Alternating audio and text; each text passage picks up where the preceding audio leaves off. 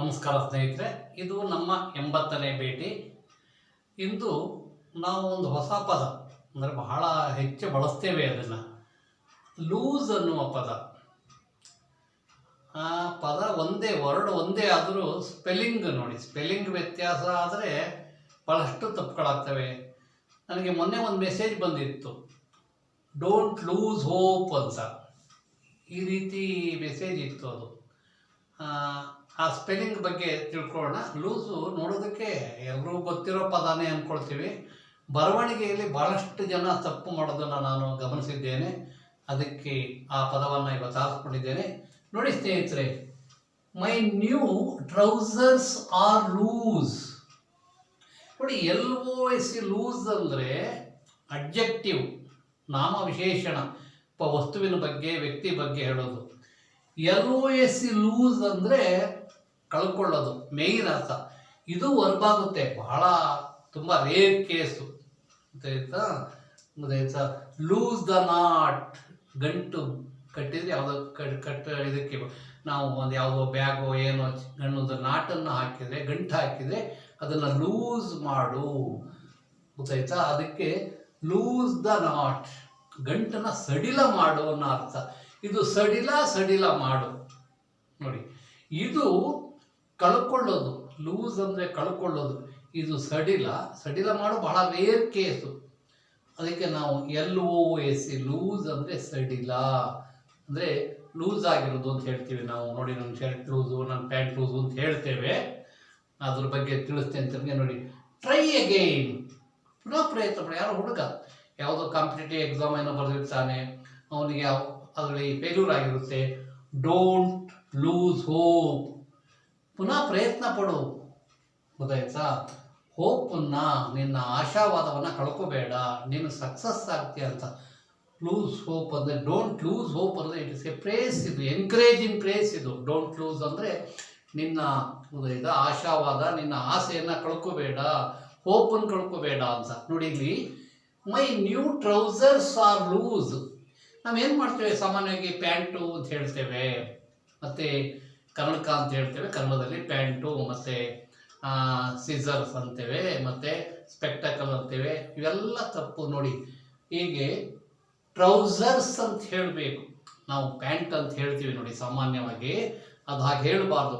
Trousers ಅಂತ ಅಂದರೆ ನಾವು ನಡುವಿನಿಂದ ಕೆಳಗೆ ಹಾಕೋ, ಶರೀರ ಬಾಡಿಯನ್ನು ಪೂರ್ತಿ ಮುಚ್ಚೋ ಒಂದು ಕ್ಲಾತ್ ಅದು. ಅದಕ್ಕೆ ಟ್ರೌಸರ್ಸ್ ಅಂತೀವಿ. ಈ ನನ್ನ ಕನ್ನಡಕ ಇದೆಯಲ್ಲ, ಇದಕ್ಕೆ ಕನ್ನಡಕ ಅಂತ ಇಂಗ್ಲೀಷಲ್ಲಿ ಸ್ಪೆಕ್ಟಕಲ್ಸ್ ಅಂತ ಹೇಳಬೇಕು. ಇದು ಯಾವಾಗಲೂ ನೋಡಿ, ನಾವು ಪ್ಯಾಂಟ್ ಅಂತ ಹೇಳೋದು, ಕನ್ನಡಕ ಅಂತ ಹೇಳೋದು, ಮತ್ತು ನಮ್ಮ ಕತ್ರಿ, ಇವು ಮೂರನ್ನು ಬಹುವಚನದಿಂದ ಹೇಳಬೇಕು. ನೋಡಿ, ಕತ್ರಿಯಲ್ಲಿ 2 ಭಾಗ ಆಯ್ತು, ಅದಕ್ಕೆ ಸಿಸರ್ಸ್ ಅನ್ಬೇಕು.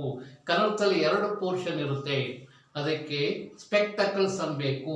ನಾವೇನು ಪ್ಯಾಂಟು ಅಂತ ಹೇಳ್ತೀವಿ ಅದು 2 ಇರುತ್ತೆ, ಅದಕ್ಕೆ ಟ್ರೌಸರ್ಸ್ ಅಂತ ಹೇಳಬೇಕು. ಪ್ಯಾಂಟ್ ಅಂತ ಹೇಳಿದ್ರೆ ಇದು ಆ್ಯಕ್ಚುಲಾಗಿ ಜೆಂಟ್ಸ್ ಹಾಕೋದಕ್ಕೆ ಅದು ಸರಿ ಆಗಲ್ಲ. ನಿಮಗೆ ಡಿಕ್ಷನರಿ ನೋಡಿದ್ರೆ ಗೊತ್ತಾಗ್ತದೆ.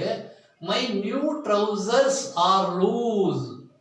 ನಾನು ಹೊಸ ಪ್ಯಾಂಟು ಅಂತ ಹೇಳ್ತೇವೆ ಕನ್ನಡದಲ್ಲಿ, ಅದು ಸಡಿಲವಾಗಿದೆ, ಲೂಸ್ ಆಗಿದೆ, ಅದನ್ನು ರಿಪೇರಿ ಮಾಡಿಸ್ಬೇಕು, ಆಲ್ಟ್ರೇಷನ್ ಮಾಡಿಸ್ಬೇಕು ಅಂತ ಹೇಳ್ತೇವೆ.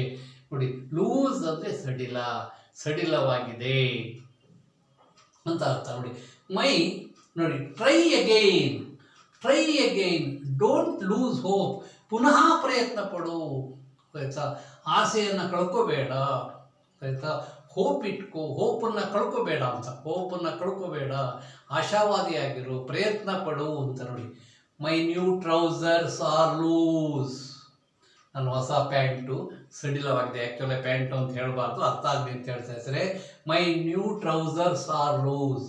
ನನ್ನ ಟ್ರೌಸರ್ಸು, ಗೊತ್ತಾಯ್ತಾ? ಕನ್ನಡದಲ್ಲಿ ನಾವು ಏಕವಚನದಲ್ಲೇ ಹೇಳ್ತೇವೆ. ಕತ್ರಿ ಅಂತ ಹೇಳ್ತೇವೆ, ಕನ್ನಡಕ ಅಂತ ಹೇಳ್ತೇವೆ, ಪ್ಯಾಂಟು ಅಂತ ಹೇಳ್ತೇವೆ. ಅದು ತಪ್ಪು. ಆ್ಯಕ್ಚುಲಾಗಿ ಈ ಮೂರನ್ನು ಯಾವಾಗಲೂ ಬಹುವಚನದಲ್ಲಿ ಬಳಸಬೇಕು. ಅಟ್ಲೀಸ್ಟ್ ಮಾತಾಡ್ತಾ ರೈಟಿಂಗಲ್ಲಿ ಯಾವುದೇ ಕಾರಣಕ್ಕೂ ಈ ಸಾಕಿ ಬರೀಬಾರ್ದು, ಆರೇ ಹಾಕಬೇಕು ಪ್ರೆಸೆಂಟ್ ಟೆನ್ಸಲ್ಲಿ. My new trousers are loose. ನನ್ನ ಹೊಸ ಪ್ಯಾಂಟು, ಗೊತ್ತಾಯ್ತಾ, ಲೂಸ್ ಆಗಿದೆ. ಅಡ್ಜೆಕ್ಟಿವ್ ಇದು, ನಮ್ಮ ಹಾಕುವ ಬಟ್ಟೆಗಳ ಬಗ್ಗೆ ಹೇಳ್ತಾ ಇರೋದು. ಹಾಗೆಯೇ ಟ್ರೈ ಅಗೈನ್, ಪುನಃ ಪ್ರಯತ್ನ ಪಡು. Don't lose hope, try again, don't lose hope. ಪ್ರಯತ್ನ ಪಡು, ಗೊತ್ತಾಯ್ತಾ? ನಿನ್ನ ಆಶಾವಾದವನ್ನು ಕಳ್ಕೋಬೇಡ, ನಿನ್ನ ಹೋಪನ್ನು ಕಳ್ಕೋಬೇಡ, ನಿನ್ನ ಆಸೆಯನ್ನು ಬಿಡಬೇಡ, ನಿನಗೆ ಒಳ್ಳೇದಾಗುತ್ತೆ ಅಂತ. ಡೋಂಟ್ ಲೂಸ್ ಹೋಪ್ ಅನ್ನೋದಿದು ಪಾಸಿಟಿವ್ ಎಂಕರೇಜ್ಮೆಂಟ್. ಇದು ನೀನು ಯಾವುದೇ ಪ್ರಯತ್ನ ಪಡ್ತಾ ಇದ್ದರೆ ಪ್ರಯತ್ನ ಬಿಡು, ಅದನ್ನು ಬಿಡಬೇಡ, ನಿನಗೆ ಒಳ್ಳೇದಾಗುತ್ತೆ. ಇಲ್ಲಿ ಡೋಂಟ್ ಆದ ತಕ್ಷಣ ನೆಗೆಟಿವ್ ಅಲ್ಲ. ಡೋಂಟ್ ಲೂಸ್ ಹೋಪ್, ಡೋಂಟ್ ಅನ್ನೋ ಪದ ಇದ್ರೂ ಇದು ಪಾಸಿಟಿವ್ ಎಂಕರೇಜ್ಮೆಂಟ್. ಇದು ನಿನಗೆ ಒಳ್ಳೇದಾಗುತ್ತೆ, ಪ್ರಯತ್ನ ಪಡು, ನಿನಗೆ ಸುಖ ಆಗಿದೆ ಮುಂದೆ ಅಂತ. My new trousers are loose, try again, don't lose hope. ದಯವಿಟ್ಟು ಇದನ್ನು ಮಾತಾಡೋ ಕರೆಕ್ಟಾಗಿ ಮಾತಾಡ್ತಾರೆ. ಬಹಳಷ್ಟು ಜನ ಎಲ್ಲೋ ಕೆಲವರು ಮಾತ್ರ ಟ್ರೌಸರ್ಸ್ ಅಂತಾರೆ. ನೀವು ಎಲ್ಲಿ ಹೋಗಿ ಸಾಮಾನ್ಯವಾಗಿ ಅಂಗಡಿಗಳಲ್ಲಿ, ನಮ್ಮ ಅದರಲ್ಲೂ ಕರ್ನಾಟಕದಲ್ಲಿ ಹೆಚ್ಚು ಕಡೆ ಇದನ್ನು ಹೀಗೆ ಬಳಸ್ತಾರೆ. ಆ್ಯಕ್ಚುಲಾಗಿ ನಾವು ಇಂಗ್ಲೀಷ್ ವರ್ಡನ್ನು ಉಪಯೋಗಿಸಿದರೆ ವಿ ಶುಡಂಟ್ ಸೇ ಪ್ಯಾಂಟ್, ಟ್ರೌಸರ್ಸ್ ಅಂತ ಹೇಳಬೇಕು. ನಾನು ಸಾಮಾನ್ಯ ಅಂಗಡಿಗಳಿಗೆ ಹೋದರೆ ಹೇಳ್ತೇನೆ ಟ್ರೌಸರ್ಸ್ ಅಂತ ಹೇಳಬೇಕು. My new trousers are loose. ಈಗ ನಾವು ಇಂಗ್ಲೀಷ್ನ ಕರೆಕ್ಟಾಗಿ ಬಳಸಿದಾಗ ನಮ್ಮ ಗೊತ್ತಾಯ್ತಾ, ನಮ್ಮ ಇದಕ್ಕೆ ವಾತಾವರಣಕ್ಕೆ ಅದು ತಪ್ಪಾಗಿ ಕಾಣಿಸ್ತದೆ. ಹಾಗೆ ಅಂದ್ಕೊಳ್ಳಿಕ್ಕೆ ಆಗೋದಿಲ್ಲ. My new trousers are loose, ನನ್ನ ಹೊಸ ಗೊತ್ತಾಯ್ತು, ನನ್ನ ಟ್ರೌಸರ್ ಗೊತ್ತಾಯ್ತಾ ಲೂಸ್ ಆಗಿದೆ, ನನ್ನ ಪ್ಯಾಂಟ್ ಲೂಸ್ ಆಗಿದೆ ಅಂತೇವೆ ಅನ್ನಬಾರ್ದು. ಟ್ರೌಸರ್ಸ್ ಆರ್ ಲೂಸ್ ಅಂತಲೇ ಹೇಳಬೇಕು. Try again, don't lose hope. ಪುನಃ ಪ್ರಯತ್ನ ಪಡು, ಗೊತ್ತಾಯ್ತಾ? ನಿನ್ನ ಪ್ರಯತ್ನವನ್ನು ಕಳ್ಕೋಬೇಡ, ಹೋಪನ್ನು ಕಳ್ಕೋಬೇಡ, ಆಶಾವಾದಿಯಾಗಿರೋ ನಿನ್ಗೆ ಒಳ್ಳೇದಾಗುತ್ತೆ. My new trousers are loose, try again, don't lose hope. ನಾನು ಯಾಕೆ ಆರಿಸ್ಕೊಂಡಿದ್ದೇನೆ ಸ್ಪೆಲ್ಲಿಂಗ್ ಬಗ್ಗೆ ಸ್ನೇಹಿತರೆ. ಕಳ್ಕೊಳ್ಳೋದಕ್ಕೆ ಎಲ್ಲೂ ಡಬಲ್ ಓ ಹಾಕಬಾರ್ದು, ಗೊತ್ತಾಯ್ತಾ? ಲೂಸ್ ಅಂತ ಅಂದರೆ ಕಳ್ಕೊಂತಲ್ಲ, ಸಡಿಲ ಮಾಡು. ಅಕಸ್ಮಾತ್ ಕ್ರಿಯಾಪದ ಆದರೆ ತುಂಬ ರೇರ್ ಕೇಸಲ್ಲಾಗುತ್ತೆ. ಇದು ಸಡಿಲ, ಅಡ್ಜೆಕ್ಟಿವ್, ಹೆಚ್ಚು ಅಡ್ಜೆಕ್ಟಿವ್ ಆಗಿ ಬಳಕೆ ಆಗ್ತದೆ. ಇದು ಯಾವಾಗಲೂ ಕ್ರಿಯಾಪದ, ವರ್ಬೆ. ಲೂಸ್ ಅಂದರೆ ಕಳ್ಕೋ. I lost my pass, I lost my ಗೊತ್ತಾಯ್ತಾ ಎಕ್ಸಾಮ್ ಹೇಳ್ತೇವೆ. ಐ ಲಾಸ್ಟ್ ಮೈ ಬ್ಯಾಗ್, ನನ್ನ ಬ್ಯಾಗ್ ಕಳ್ಕೊಂಬಿಟ್ಟೆ, ಹೀಗೆಲ್ಲ ಹೇಳ್ತಿರ್ತಾರೆ. ಲೂಸ್ ಆ್ಯಂಡ್ ಲಾಸ್ಟ್, ಇದು ಲೂಸೇ. ರೇರ್ ಕೇಸಲ್ಲಿ ಲೂಸ್ ಅಂತಂದರೆ ಸಡಿಲ ಮಾಡು ಅಂತ. ಇಲ್ವೋ ಆಯ್ತಾ? ಲೂಸ್ ಅಂತ ಜ್ಞಾಪಕ ಇಟ್ಕೊಂಡಿದ್ದೀರಿ ಅಂದ್ಕೊಂಡಿದ್ದೇನೆ. ಬಹುಶಃ ಇದು ತಮಗೆ ಸ್ಪೆಲ್ಲಿಂಗೋಸ್ಕರ ಹೇಳಿದೆ. ಬಹಳಷ್ಟು ಕಡೆ ಹೀಗಿದೆ, ಇದನ್ನು ಕರೆಕ್ಟ್ ಮಾಡ್ಕೊಂಡು ಒಳ್ಳೆಯದು ಅಂತ ಹಾಕಿದರೆ many are not ready to accept it. ನಮ್ಮಲ್ಲಿ ಅದು ಬಹುಶಃ ಅದನ್ನು ದೌರ್ಬಲ್ಯ ಅಂದ್ಕೊಳ್ತೇನೆ. ಬಹುಶಃ ನಾನು ಹೇಳಿದ್ದೇನೆ, ನಾನು ಯಾರು ಚಿಕ್ಕ ಮಕ್ಕಳು ಹೇಳಿದ್ರು ನಾನು ರೆಡಿ ಇದ್ದೇನೆ. ಭಾಳಷ್ಟು ಜನ ಡಿಫೆಂಡ್ ಮಾಡ್ಕೊಳ್ತಾರೆ, ಅದು ಏನು ಗೊತ್ತಿಲ್ಲ, ಅದು ಅವರಿಗೆ ಅದು ಈಗೋ ಅಂದ್ಕೊಂಡಿದ್ದೇನೆ.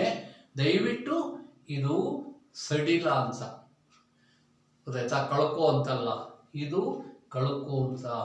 LOS ಲೂಸ್ ಸ್ಪೆಲ್ಲಿಂಗ್ ಬಹಳ ಮುಖ್ಯ. ಇದನ್ನು ಬರವಣಿಗೆಯಲ್ಲಿ ಭಾಳಷ್ಟು ಜನ ತಪ್ಪು ಮಾಡ್ತಾರೆ. ಹೇಳುವಾಗ ಇವೆಲ್ಲ ಗೊತ್ತೇ ಆಗಲ್ಲ ನಮಗೆ. ಬಹುಶಃ ಇದು ತಮಗೆ ಮಂದಟ್ಟಾಗಿದೆ ಅಂದ್ಕೊಂಡಿದ್ದೇನೆ. ನನ್ನ 80ನೇ ತರಗತಿ ಅನುಕೂಲ ಆದರೆ ನನಗೆ ತುಂಬ ಸಂತೋಷ ಆಗುತ್ತೆ. ಮತ್ತೊಮ್ಮೆ ಸಿಕ್ಕಣ. ನಮಸ್ಕಾರ ಸ್ನೇಹಿತರೆ.